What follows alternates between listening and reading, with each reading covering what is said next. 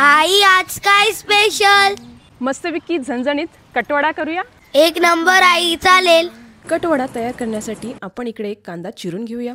रस्सा बनवण्यासाठी आपण इकडे एक मसाला तयार करून घेऊया। त्यासाठी 1 चमचा धणे, 2 चमचे सफेद तीळ, 1 चमचा जिरं, खसखस आणि बडीशेप हे सर्व साहित्य भाजून घेऊया आणि नंतर वाटून घेऊया। नंतर एका पॅन मध्ये तेल घालूया आणि बारीक चिरलेला कांदा घालूया। तो नरम झाला की त्यात अर्धी वाटी सुकं खोबरं घालूया।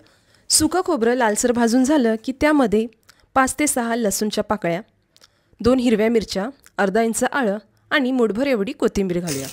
हे सर्व साहित्य एकजीव करून घेऊया। नंतर आपण ह्याची पेस्ट तयार करून घेऊया।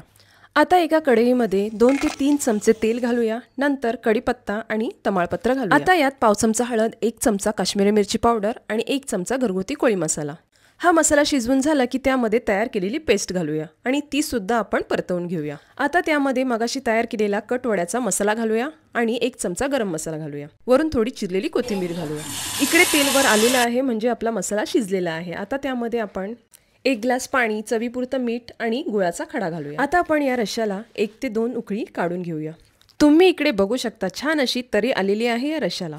आता आपण बटाटे वडे तयार करूया। त्यासाठी बटाटे इकडे मी मॅश करून घेतलेले आहेत। फोडणीसाठी गरम तेलामध्ये राई, हिंग, कढीपत्ता, भिजवलेली मुगाची डाळ घालूया। नंतर त्यात आलं, लसूण, मिरची, कोथिंबीर, जिरं ह्याचा ठेचा घालूया। त्याचबरोबर अर्धा चमचा हळद घालूया आणि हे सर्व साहित्य एकजीव करून घेऊया। जोपर्यंत मुगाची डाळ शिजत नाही तोपर्यंत आपण हे परतवून घेऊया। तुम्ही इकडे बघू शकता ही मुगाची डाळ शिजलेली आहे। आता तयार केलेली फोडणी आणि चवीपुरतं मीठ, बारीक चिरलेली कोथिंबीर या बटाट्यांवर घालूया आणि हे सर्व साहित्य एकजीव करून घेऊया। आता ह्याचे गोलाकार असे बटाटे वडे तयार करायला सुरुवात करूया। एकीकडे बेसन आणि पाण्याचं मिक्सचर सुद्धा आपलं तयार झालेलं आहे। त्यात खाण्याचा सोडा घालूया आणि पुन्हा एकदा मिक्स करून घेऊया। नंतर त्यात वडे घालूया आणि गरम गरम तेलामध्ये फ्राय करून घेऊया। तुम्ही इकडे बघू शकता हे वडे मस्त असे टम्म फुगलेले आहेत आणि रंग देखील सुरेख आलेला आहे। आपल्या इकडे तरीवाला रस्सा देखील तयार झालेला आहे आणि बटाटे वडे सुद्धा।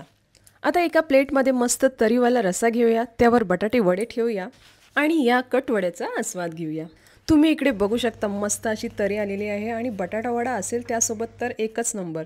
आता या कटवड्यावर मस्त असं फरसाण घालूया, बारीक चिरलेला कांदा, लिंबू पिळून घेऊया आणि मस्त असं ताव मारून घेऊया। कटवडा हा चवीला एक नंबर लागतो। तुम्ही नक्की ट्राय करून बघा।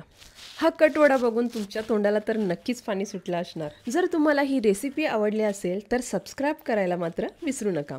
अशाच नवीन रेसिपीसाठी पुन्हा भेटूया। धन्यवाद।